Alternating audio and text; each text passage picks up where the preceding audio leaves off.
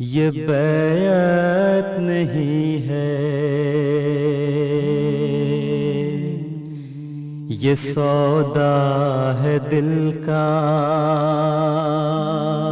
اللہ ہی ہے جو جلوہ گر ہے، اس کے سوا کچھ نہیں ہے۔ آن حضرت صلی اللہ علیہ وآلہ وسلم نے مختلف طریق پر صحابہ کو سمجھایا کہ کس طرح ذکر کیا کرتے ہیں، اور ایسا پیارا انداز ہے کہ اس کو سن کر ممکن ہی نہیں کہ ایک انسان ذکر الہی کی طرف مائل نہ ہو، ذکر الہی کا عاشق نہ ہو جائے۔ عن ابی ہریرہ عن النبی صلی اللہ علیہ وسلم قال ان للہ تبارک و تعالی ملائکۃ سیارۃ فضلا یتبعون مجالس الذکر۔ اس کا میں ترجمہ پڑھ دیتا ہوں۔ مسلم کتاب الذکر باب فضل مجالس ذکر۔ حضرت ابو ہریرہ رضی اللہ تعالیٰ عنہ بیان کرتے ہیں کہ آن حضور صلی اللہ علیہ وسلم نے فرمایا، اللہ تعالیٰ کے کچھ بزرگ فرشتے گھومتے رہتے ہیں اور انہیں ذکر کی مجلس کی تلاش رہتی ہے۔ جب وہ کوئی ایسی مجلس پاتے ہیں جس میں اللہ تعالیٰ کا ذکر ہو رہا ہو تو وہاں بیٹھ جاتے ہیں اور پروں سے اس کو ڈھانپ لیتے ہیں۔ ساری فضا ان کے سایہ برکت سے معمور ہو جاتی ہے۔ بس وہ آیت کریمہ جس کی میں نے آپ کے سامنے تلاوت کی تھی، دراصل اسی کا نقشہ کھینچا جا رہا ہے۔ الم تر ان اللہ یسبح لہ ما فی السماوات والارض والطیر صافات۔ یہاں فرشتوں کی جو تصویر آن حضور صلی اللہ علیہ وآلہ وسلم نے کھینچی ہے، وہ پرندوں کی طرح ہے جو اپنے پر پھیلائے ہوئے ہیں، اور ایک دوسری آیت میں انہی تسبیح کرنے والے فرشتوں کا یہ بھی ذکر ملتا ہے کہ وہ جو کو بھر دیتے ہیں، اور وَتَرَى الْمَلَائِكَةَ حَافِّينَ مِنْ حَوْلِ الْعَرْشِ يُسَبِّحُونَ بِحَمْدِ رَبِّهِمْ۔ تو دراصل پرندوں کی اصطلاح میں فرشتوں کی باتیں بھی کی جاتی ہیں، اور یہ بھی درست ہے کہ خود پرندے بھی اللہ تعالیٰ کا ذکر کرتے ہیں، جس زبان میں جس طریق پر خدا نے ان کو سمجھایا ہے۔ تو اس حدیث سے اس آیت کریمہ کی تطبیق ہوتی ہے۔ فرمایا یقولون جئنا من یملأ ما بینہم وما بین السماء الدنیا، کہ فرشتے ہیں جو ذکر کرتے ہوئے کی مجلس کے اوپر اپنے پروں کا سایہ کرتے ہیں اور اس ذکر میں ساتھ شامل ہو جاتے ہیں، اور پھر تہ بتہ صف بصف جیسے پر پھیلائے ہوئے پرندے ایک تہ کے بعد دوسری تہ میں آسمان میں بلند تر ہوتے چلے جا رہے ہوں اور سارا آسمان ایسے پرندوں سے بھر جائے، ویسا ہی نقشہ حضور اکرم صلی اللہ علیہ وسلم کھینچتے ہیں۔ ساری فضا ان کے سایہ برکت سے معمور ہو جاتی ہے۔ جب لوگ اس مجلس سے اٹھ جاتے ہیں تو وہ فرشتے بھی آسمان کی طرف چڑھ جاتے ہیں، وہاں اللہ تعالیٰ ان سے پوچھتا ہے، حالانکہ وہ سب جانتا ہے۔ یعنی خدا کا پوچھنا اس لیے نہیں ہے کہ وہ اس کو علم نہیں ہے، پھر کس لیے ہے؟ اس لیے کہ جب انسان کسی پیارے کی مجلس کی باتیں جانتا بھی ہو تو ان کو دوبارہ سنتا ہے اور پھر سنتا ہے اور پھر سنتا ہے، اور پیاس نہیں بجھتی۔ تو اللہ تعالیٰ فرماتا ہے، میں اپنے بندوں سے ویسا ہی سلوک کرتا ہوں جیسا وہ مجھ سے کرتے ہیں، جو میرے ذکر کے متلاشی رہتے ہیں اور میرے ذکر سے ان کو لطف آتا ہے، مجھے بھی ان کے ذکر سے لطف آتا ہے۔ تو یہ جو پوچھنا ہے، اب بار بار جو ذکر آئے گا، اس سے یہی مراد ہے کہ ایسے بندوں سے اللہ پیار کا اظہار کرتا ہے۔ فرمایا وہ اللہ تعالیٰ ان سے پوچھتا ہے حالانکہ وہ سب کچھ جانتا ہے، کہاں سے آئے ہو؟ وہ جواب دیتے ہیں، ہم تیرے بندوں کے پاس سے آئے ہیں جو تیری تسبیح کر رہے تھے، تیری بڑائی بیان کر رہے تھے، تیری عبادت میں مصروف تھے، اور تیری حمد میں رطب اللسان تھے، اور وہ تجھ سے دعائیں مانگ رہے تھے۔ اس پر اللہ تعالیٰ فرماتا ہے کہ وہ مجھ سے کیا مانگتے ہیں، یعنی جانتے ہوئے کہ کیا مانگتے ہیں، پوچھتا ہے کیا مانگتے ہیں۔ اس پر فرشتے عرض کرتے ہیں کہ وہ تجھ سے تیری جنت مانگتے ہیں۔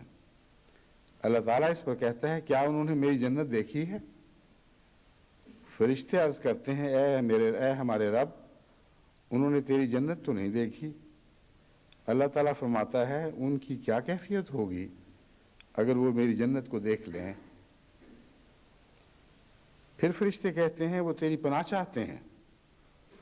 اللہ تعالیٰ اس پر فرماتا ہے وہ کس چیز سے میری پناہ چاہتے ہیں؟ فرشتے عرض کرتے ہیں تیری آنکھ سے پناہ چاہتے ہیں۔ اللہ تعالیٰ فرماتا ہے کیا انہوں نے میری آنکھ دیکھی ہے؟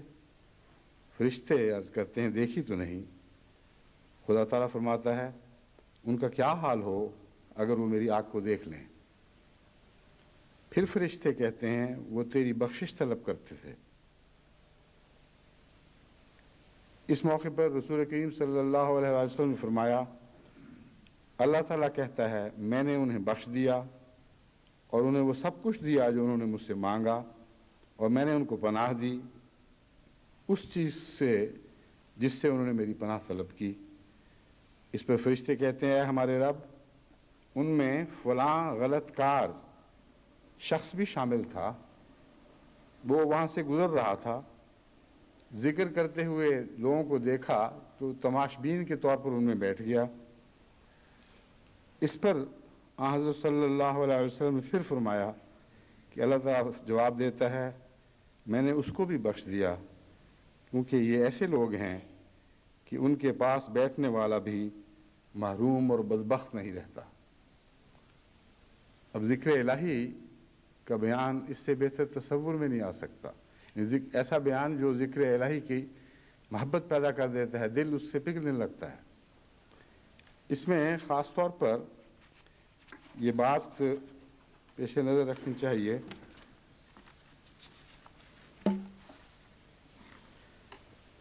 اللہ تعالیٰ فرماتا ہے وہ جنت مانگتے ہیں تو انہوں نے جنت دیکھی ہے؟ وہ کہتے ہیں نہیں دیکھی۔ فرماتا ہے اگر وہ دیکھ لیں تو ان کا کیا حال ہو؟ تو امر واقعہ یہ ہے کہ جو دعائیں ہم کر رہے ہیں ان دعاؤں کی کنہوں سے ہم خود واقف نہیں ہیں۔ بعض دفعہ ایک انسان غلطی سے ایک سودا کر لیتا ہے اور پتہ چلتا ہے کہ تو بہت ہی بڑی چیز تھی۔ چنانچہ ایک دفعہ حضرت مسلم موعود رضی اللہ تعالیٰ عنہ نے بتایا کہ ایک سادہ لو زمیندار وہ کراچی گھومتا پھرتا منی مارکیٹ میں چلا گیا جہاں بہت بڑے بڑے سودے ہو رہے تھے پیسوں کے حساب سے، کہ ایک پیسہ ایک دھیلا اس میں اضافہ ہو گیا، ایک پائی اضافہ ہو گیا۔ وہ سمجھا کہ یہ کچھ چیز بک رہی ہے اور پائیوں اور دھیلوں اور پیسوں کے حساب سے بولیاں بڑھ رہی ہیں، تو اس نے بھی ساتھ بولی دینی شروع کر دی کہ اچھا پھر ایک دھیلا میں رہ گیا پیسہ لکھ لو، میرے 2 پیسے لکھ لو۔ وہ سب حیران ہو گئے اور ششدر رہ گئے، وہ سمجھے کہ بہت ہی بڑا کوئی سیٹھ آ گیا ہے، اس سے مقابلہ ممکن نہیں۔ چنانچہ اس کے نام بولی لکھی گئی جو کروڑوں کی تھی، اور اس کو بیچارے کو علم نہیں تھا کہ سودا کیسا ہوا ہے۔ اچانک خبر آئی کہ جس کا بھی سودا ہو رہا تھا وہ ایک دم اس کی قیمت بڑھ گئی ہے، تو سارے سیٹھ اس پر ٹوٹ پڑے کہ نقد و نقد ہم سے اتنا منافع لو اور یہ سودا ہمارے نام کر دو۔ تو ویسا ہی نقشہ اللہ کھینچ رہا ہے۔ فرماتا ہے وہ تو سادہ زمیندار کی طرح ہیں، ان کو پتہ نہیں بولی کس بات کی دے رہے ہیں، مجھ سے جو مانگ رہے ہیں میں نے دے تو دیا ہے، لیکن وہ ایسا ہے کہ ان کے تصور میں بھی نہیں آ سکتا۔ اور یہی بات ہے جو قرآن کریم نے جنت کے متعلق بیان فرمائی ہے۔ کسی آنکھ نے نہیں دیکھی، کسی کان نے نہیں سنی، ان کے تصور سے بھی بڑھ کر ہے، اور وہ زمین و آسمان پر ساری کائنات پر محیط ہے۔ تو ذکر الہی کرتے ہوئے چند منٹ میں اب کتنے بڑے بڑے سودے کر لیتے ہیں، اور ساری کائنات خدا سے لے لیتے ہیں، اور آپ کو پتہ نہیں کہ آپ کیا کر رہے ہیں، اور کتنی چھوٹی چھوٹی باتوں پر کتنی بڑی بڑی چیزیں ملتی ہیں۔ اسی لیے حضور صلی اللہ علیہ وآلہ وسلم نے فرمایا کہ 2 کلمات ہیں، کلمتان خفیفتان، ہلکے پھلکے ہیں، حبیبتان الی الرحمن، اللہ کو بہت پیارے ہیں، ہلکے پھلکے ہیں لیکن ثقیلتان فی المیزان ہیں، وزن میں بہت بھاری ہیں۔ حبیبتان الی الرحمن، اللہ کو وہ دونوں بہت پیارے کلمے ہیں. وہ کیا ہیں؟ سبحان اللہ و بحمدہ سبحان اللہ العظیم. پاک ہے اللہ اپنی حمد کے ساتھ. سبحان اللہ العظیم، وہ اللہ پاک ہے جو بہت عظیم ہے. تو یہ دو کلموں میں جو سودے ہیں وہ بہت بھاری ہیں، یہ مراد ہے. میزان ان کا بہت بھاری ہے اور زبان پر ہلکے ہیں. اب سبحان اللہ و بحمدہ سبحان اللہ العظیم پر ہی غور کریں تو جتنا آپ اس میں ڈوبتے چلے جائیں گے اتنا ہی زیادہ مضمون اور گہرا ہوتا ہوا دکھائی دے گا، بلکہ محسوس ہوگا. جتنا اس مضمون میں سفر کریں اتنا یہ مضمون پھیلتا چلا جاتا ہے. سبحان اللہ کا مطلب ہے اللہ پاک ہے، اور کس کس چیز سے پاک ہے اس پر غور کریں تو پھر تسبیح ہوگی، ورنہ خالی زبان سے کہہ دینے سے کچھ بات بنے گی نہیں. وزن ان میں پیدا ہوتا ہے، مگر ہر قاری کے لحاظ سے مختلف وزن پیدا ہوتا ہے. جب حضرت صلی اللہ علیہ وآلہ وسلم سبحان اللہ کہتے تھے تو ایک عام قاری کی طرح سبحان اللہ نہیں کہتے تھے، بلکہ ساری زندگی اپنے آپ کو اللہ کے حوالے سے پاک کیا تھا، اور ساری زندگی اس تلاش میں رہتے رہے کہ کوئی ایک ذرہ بھی ایسا نہ ہو جو خدا تعالیٰ کی عظمت کو پیش نظر رکھتے ہوئے میری دل کی دنیا کو اس لائق نہ ٹھہرائے کہ اس میں خدا تعالیٰ جلوہ گر ہو. یہ حضرت صلی اللہ علیہ وآلہ وسلم کی ایک سوچ تھی جو آپ کی ساری زندگی میں ہر طرف ہمیں آپ کے اقوال سے بھی اور آپ کے اعمال سے بھی صاف دکھائی دیتی ہے. سبحان اللہ کا یہ معنی پھر بنتا ہے کہ ہر وقت اللہ کی تسبیح کو پیش نظر رکھتے ہوئے اپنے نفس کو پاک کرتے چلے جانا، کیونکہ ناپاک جگہ پر پاک وجود نہیں آیا کرتے. بس اللہ کے لیے دل کی صفائی کرنا ان معنوں میں ہوا کہ کچھ جگہ تھوڑی سی اب صاف کر لی، کچھ بعد میں، اور ہمیشہ جگہ کی صفائی جاری رہے. بعض دفعہ اچانک مہمان آ جاتے ہیں تو انسان کو یہ طاقت نہیں ہوتی کہ سارا گھر ایک دم صاف کر سکے، تو تھوڑی سی جگہ بنا لیتے ہیں. بھاگ دوڑ کر بچے بھی حصہ لیتے ہیں، مائیں بھی، سب دوڑتے ہیں کہ ایک کمرہ جلدی سے صاف کر لو، اور اس کے جو گندے کپڑے، دوسرے سامان جو وہاں بکھرے پڑے ہوتے ہیں سب اٹھا کر ایک کمرے میں پھینک دیتے ہیں. تو اللہ تعالیٰ کو جب مہمان بنانا ہے تو انبیاء کا مقام تو بلند ہے، اور محمد رسول اللہ صلی اللہ علیہ وآلہ وسلم کا تو بہت بلند تر تھا، لیکن روزمرہ کی زندگی میں ہمیں بھی کچھ نہ کچھ سبحان کا مضمون اپنے نفس میں جاری کرنا ہوگا. تھوڑی سی جگہ بنا لیں. اور واقعہ یہ ہے کہ یہ کہنا کہ ایک پاک آدمی پاک جگہ پہ بیٹھتا ہے، پاک جگہ کو پسند کرتا ہے، یہ درست ہے، مگر یہ مطلب نہیں کہ اگر اس گھر میں کوئی اور گندی جگہ ہوگی تو وہ اس گھر کو چھوڑ کر چلا جائے گا. اللہ تعالیٰ کا یہ احسان ہے کہ وہ اپنے بندے کی ایک تھوڑی سی جگہ بھی اگر صاف دیکھے تو اس جگہ سے تعلق جوڑ لیتا ہے، اور پھر اس کے قرب کا احساس ارد گرد ماحول کو پاک صاف کرنے کی طرف توجہ دلاتا ہے، اور رفتہ رفتہ گھر صاف ہونے لگتا ہے. تو جتنا سبحان اللہ کا مضمون ذہن میں وسعت اختیار کرے اور جتنا یہ آپ کی دنیا کے عمل میں ڈھلتا چلا جائے اتنا ہی اس مضمون میں وزن پیدا ہوتا چلا جاتا ہے. بس حضرت صلی اللہ علیہ وآلہ وسلم جب سبحان اللہ کہتے تھے تو آپ کا سارا وجود گواہ تھا کہ میں واقعتاً اللہ کو پاک سمجھتا ہوں، اتنے یقین کے ساتھ پاک سمجھتا ہوں، اور پاکی کی میرے نظر میں اتنی قیمت ہے کہ خدا کی پاکی پر جہاں جہاں نظر پڑتی ہے میں وہاں وہاں اپنے وجود کے ساتھ موازنہ کرتے ہوئے اس وجود کو بھی پاک کرتا چلا جاتا ہوں. تو دراصل یہ لا الہ کا سفر ہے. سبحان اللہ، اللہ کے سوا اور کچھ نہیں ہے، جو بھی ہے ناپاک ہے، اور خدا ناپاک نہیں ہے، اس لیے ظاہر بات ہے کہ ہر ناپاکی کا عدم ہے، اس کی حیثیت ہی کوئی نہیں رہتی، اس کو مٹا دینا ضروری ہے، وہ بے وجہ بے حق ناحق بیٹھی ہوئی ہے وہاں. اور لا الہ اس طرح انسان کے دل پر جاری ہوتا ہے، اس کے اعمال میں جلوے دکھاتا ہے، اور سبحان اللہ کا مضمون وزن اختیار کرتا چلا جاتا ہے. تو ثقیلتان فی المیزان کا مطلب یہ ہے کہ وہ اگر غور کرو گے تو تمہیں معلوم ہوگا کہ ہلکے پھلکے کلمے نہیں ہیں، منہ سے تم نے چھوٹی سی بولی لگا دی ہے، اس کے پیچھے بڑا وزن ہے، غیر معمولی بہت ہی بھاری مضمون ہے جو تم بیان کر رہے ہو. اور یہ مضمون جتنا بھاری ہوتا چلا جاتا ہے اتنا ہی خدا کو پسند آتا چلا جاتا ہے. حبیبتان الی الرحمن ہے، یہ دونوں کلمے اللہ کے حضور زیادہ محبوب ہوتے چلے جاتے ہیں، اور یہ کلمہ کہنے والا اتنا ہی زیادہ اللہ کے قریب ہوتا ہے اور اس کا محبوب بنتا چلا جاتا ہے. دوسرا حصہ ہے سبحان اللہ العظیم، کہ اللہ عظیم ہے. عظمت کا مضمون حمد سے تعلق رکھتا ہے. بس جہاں سبحان اللہ و بحمدہ میں حمد کہہ کر ایک دروازہ کھولا گیا ہے کہ صرف سبحان اللہ نہیں کہنا بلکہ حمد بھی کرنی ہے، وہاں سبحان اللہ العظیم نے وہ حمد کا ایک لامتناہی سلسلہ آپ کے سامنے کھول کے رکھ دیا ہے. ایک ایسی دنیا میں آپ کو لے جاتا ہے سبحان اللہ العظیم کا کلمہ کہ جہاں ہر طرف حمد ہی حمد ہے. مگر ان دونوں میں ایک فرق ہے، سبحان کے ساتھ حمد کا تعلق ہے.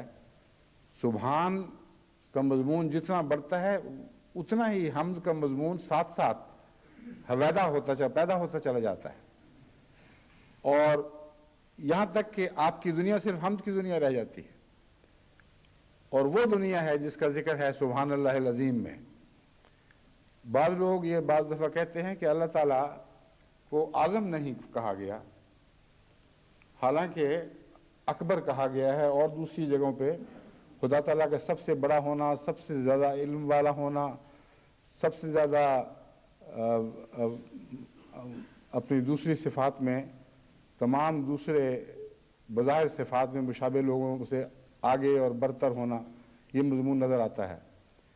مگر عظیم کے تعلق میں کہیں اعظم نہیں فرمایا گیا. چنانچہ جرمنی کے اجتماع میں ایک دفعہ ایک عرب دوست نے مجھ سے یہ سوال کیا تھا، اور اس پر جو اس وقت اللہ تعالیٰ نے مجھے سمجھایا میں نے اسے سمجھایا.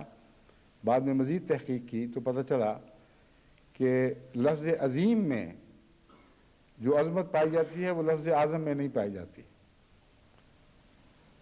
عظیم ایک ایسے وجود کو کہتے ہیں جو اپنی ذات میں ہر صفت میں ایک ایسی شان رکھتا ہو کہ اس کی عظمت سے گویا ساری کائنات بھر گئی ہے، اور ہر بری چیز کے مقابل پر جو اچھی صفت ہے اسے وہ اس کے حامل کو عظیم کہتے ہیں. مثلا چھوٹی گھٹیا بات نہیں کرنی، کسی کی دل آزاری نہیں کرنی، پیار کا سلوک کرنا ہے. جتنی بھی صفات روز برہ آپ کی زندگی میں آپ کو اچھی لگتی ہیں، جس چیز میں جس شخص میں پائی جائیں گی وہ عظیم ہوگا. اور اگر وہ تمام صفات حسنہ کسی ایک وجود میں پائی جائیں تو اس کو حقیقی معنوں میں ہم عظیم کہہ سکتے ہیں کہ بڑا عظیم انسان ہے. ایک لفظ عظیم میں آپ نے اس کو پتہ نہیں کتنی دادیں دے دی ہیں، اور حقیقت میں جب کسی انسان کا آپ کے دل پر روب پڑتا ہے اور آپ اس کے صفات حسنہ سے متاثر ہوتے ہیں تو بے اختیار دل سے اس کی عظمت کا ترانہ اٹھتا ہے. وہ بہت عظیم انسان ہے، اور وہاں کسی سے مقابلے کا مضمون نہیں ہوتا. اس کے مقابل پر عظیم کا سوال نہیں کبھی اٹھتا، نہ ذہن اس طرف متوجہ ہوتا ہے. اپنی ذات میں گویا بے مقابلہ رہ گیا ہے وہ شخص، اور مقابلے کا کوئی سوال نہیں رہا. تو سبحان اللہ العظیم کہہ کر یعنی سکھا کر ہمیں اللہ تعالیٰ نے توجہ دلائی کہ سبحان کا رستہ اختیار کرو. پہلے اللہ تعالیٰ کو ہر عیب سے بلکہ ہر غیر اللہ سے پاک خیال کرو. یقین کرو، اس کے مضمون کو سمجھو، اس کو اپنی زبان کے ساتھ اپنے دلوں پہ جاری کرو، پھر تمہیں حمد کی اجازت ہوگی، یعنی پھر تم مجاز ہوگے اس بات کے، تمہارا حق ہوگا کہ حمد بیان کرو، کیونکہ گندگی کے ساتھ ہم نہیں رہ سکتے۔ ہر جگہ جہاں پاکی پیدا ہوگی اس کے ساتھ ہی حمد کا مضمون خود بخود ابھر آئے گا، اور پھر تم سبحان اللہ العظیم کہو گے تو ایک نئی شان کے ساتھ کہو گے، نئے عرفان کے ساتھ کہو گے۔ اللہ کی عظمت اس طرح تمہارے وجود پر چھا جائے گی کہ کسی اور وجود کا سوال ہی نہیں رہے گا۔ اکبر کا کیا سوال ہے، اعظم کا کیا سوال ہے پھر، جب اور ہے ہی کوئی نہیں؟ تو لا الہ الا اللہ میں جو مضمون ہے وہی عظیم کے لفظ نے وہی ان کلمتان میں ہے، ان دو کلموں میں ہے، اور لفظ عظیم میں اکیلا ایک عظیم رہ گیا ہے، کوئی اور وجود ہے ہی نہیں، تو اس کے ساتھ مقابلہ کیا کیا جائے؟ یہ وہ طریق تھا جس پر حضرت صلی اللہ علیہ وسلم اپنے صحابہ کو سمجھایا کرتے تھے کہ اس طرح حمد کی جاتی ہے۔ یہ دو کلمات آپ ہی نے تو بیان فرمائے کہ خدا کو بہت پیارے ہیں اور ان میں وزن بھی بہت ہے، زبان پر ہلکے ہیں، لیکن اس میں ایک ایک فقرے میں گہرے مضامین پوشیدہ ہیں۔ ہلکے ہیں مگر ہلکے سمجھنا نا، اور اگر ہلکے نہ سمجھو گے اور وزندار سمجھو گے تو پھر وزن کی تلاش بھی کرو گے، ورنہ بغیر تلاش کے اسی طرح زبان فرفر کرتی ہوئی آگے نکل جائے گی۔ مطلب ہے ٹھہر ٹھہر کر، سوچ سوچ کر، سمجھ سمجھ کر اپنے وجود میں جاری کرتے ہوئے آگے بڑھو، اور پھر تم ایسی دنیا میں پہنچ جاؤ گے جہاں خدا کے سوا کسی کی عظمت باقی نہیں رہتی، ایک ہی ہے جو عظیم ہے۔ بس حضرت صلی اللہ علیہ وسلم فرماتے ہیں کہ وہ جو جنت، خدا تعالیٰ فرماتا ہے جنت دیکھی ہے؟ وہ کہیں گے نہیں دیکھی تو نہیں۔ اچھا اگر دیکھ لیتے پھر کیا کرتے؟ بغیر دیکھے یہ حال ہے کہ مجھ سے جنت مانگ رہے ہیں، تو ان کو کیا پتا کہ وہ کیا مانگ رہے ہیں؟ پھر فرماتا ہے جہنم جہنم کبھی دیکھی ہے انہوں نے؟ وہ کہتے نہیں۔ وہ کہتے ہیں میری اگر وہ جہنم دیکھ لیتے تو ان کا کیا حال ہوتا؟ حضرت صلی اللہ علیہ وآلہ وسلم ایک اور مقام پر فرماتے ہیں کہ اگر انسان کو خدا تعالیٰ کی پکڑ کا احساس ہو جائے تو اس کا کوئی گناہ کا کوئی سوال ہی اس کے لیے باقی نہیں رہتا، سب کچھ جل جائے اس میں، اور اگر اس کی بخشش کا پتہ چل جائے تو وہ تو سمجھے کہ ساری دنیا کائنات ہی میری ہے، موجیں کرتا پھرے۔ تو اللہ تعالیٰ ان دونوں کے مابین، دونوں کے درمیان انسان کو چلاتا ہے، اپنی بخشش کا بھی اظہار کرتا چلا جاتا ہے اور اپنی پکڑ کا بھی سے بھی متنبع کرتا چلا جاتا ہے۔ فرماتا ہے اس سے بڑھ کر کوئی بخشش کرنے والا نہیں، اس کی رحمت ساری ہر دوسری چیز پر محیط ہے۔ اور پھر فرماتا ہے کہ خدا تعالیٰ قرآن کریم میں بتاتا ہے کہ اللہ کی پکڑ سے زیادہ اور کوئی پکڑ نہیں ہے۔ تو جنت اور جہنم یہ دو مضمون ہیں جو ہمارے سامنے کھول رہی ہیں، اور حضور صلی اللہ علیہ وسلم فرماتے ہیں کہ اس معاملے میں تمہارے لیے ابھی بہت سے سفر باقی ہیں۔ جب تم جنت مانگتے ہو تو تمہیں پتہ نہیں ہے کہ کیا مانگ رہے ہو، اس لیے اور غور کرو، خدا تعالیٰ کی جنت کے مضمون کو اور سمجھو، معلوم تو کرو کہ وہ ہے کیا چیز، اور خدا کا خوف دل پر طاری کرنے کی غرض سے جہنم کے مضمون کو بھی زیادہ گہرائی سے سمجھو، اور ہلکے پھلکے انداز میں اس کو نہ لینا۔ اگر تم جہنم کے مضمون سے واقف ہو جاؤ تو پھر اللہ تعالیٰ اس کے جواب میں فرماتے ہیں ان کا کیا حال ہو، یعنی کوئی ایسی کیفیت ہے جس کو انسان سمجھ نہیں سکتا کہ کیسی عجیب کیفیت طاری ہو جائے گی۔ پھر اللہ تعالیٰ فرماتا ہے کہ ایسا شخص، ایسے لوگ جو خدا کے ذکر میں اس طرح محو ہوں کہ صرف ذکر الہی کی بات ہو رہی ہے، اللہ کے پیار کی باتیں ہیں، اس سے بخشش طلب کی جا رہی ہے، اس سے اس کی نعمتیں مانگی جا رہی ہیں، ایسے لوگوں کے ساتھ جو بیٹھ جائے وہ بھی بد نصیب نہیں ہوا کرتا۔ تو ہم نے تو ساری دنیا کے لیے ساری دنیا کے لیے ہم برکتیں لے کر آئے ہیں، ساری دنیا کی نجات کا موجب بن کر آئے ہیں۔ اگر دنیا ہمارے ساتھ نہیں بیٹھتی تو ہمیں چاہیے کہ ذکر الہی کی مجالس لے کر دنیا تک پہنچیں اور ان مجالس کو عام کریں۔ وہ لوگ جو اس وقت دعوت اللہ میں مصروف ہیں ان کو میں خصوصیت سے اس حدیث کے حوالے سے یہ بات سمجھانا چاہتا ہوں۔ دعوت اللہ کا یہ مقصد، اگر صرف یہی مقصد ہو کہ احمدیوں کی تعداد بڑھے تو یہ تو ایک لغو و بےمانی مقصد ہے۔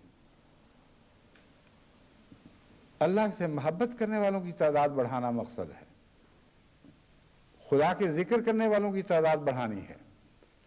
بس اگر بھرتی کر کے آپ ایک طرف پھینکتے چلے جائیں ان کو تو کیا فرق پڑتا ہے؟ خدا کے بندوں کی دنیا تو اربوں تک ہے، چند آدمی ہم نے اپنی جماعت میں مزید داخل کر لیے تو کیا فرق پڑے گا؟ وہ آدمی بنائیں جن کے آنے سے، جن کے ذکر سے زمین سے آسمان تک فرشتوں سے بھر جائیں اور فرشتے ان پر سایہ کریں، اور جو ان کے ساتھ بیٹھے اس کے بھی مقدر جاگ جائیں، خواہ وہ چلنے پھرنے والا مسافر ہی کیوں نہ ہو، جس کے پاس وہ بیٹھیں اس کے نصیب جگا دیں۔ اور یہ ذکر الہی سے ممکن ہے، کیونکہ یہ مضمون ذکر الہی کے تعلق میں بیان ہوا ہے۔ پس جن لوگوں کو آپ احمدی بناتے ہیں ان کے ساتھ ذکر کی مجلسیں لگائیں،